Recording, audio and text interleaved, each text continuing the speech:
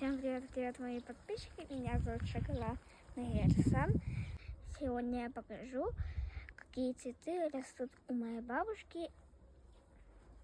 Дикие цветы. И мы приехали в мою. Это одуванчик. У нас их во дворе очень много. А это одуванчик, когда он старый. Розовый – это шиповник. А это появился мышиный горошек. Это, кажется, тоже мышиный горошек. Это лапчатка. Она у нас во дворе растет каждый год. Кровохлебка тоже бывает каждый год. Малая грушанка появилась впервые.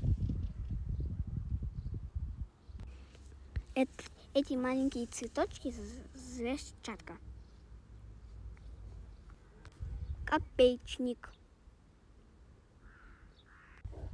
Еще очень много травы растет. На этом все. Поставите лайк, подпишитесь, поставьте колокольчик. Пока-пока!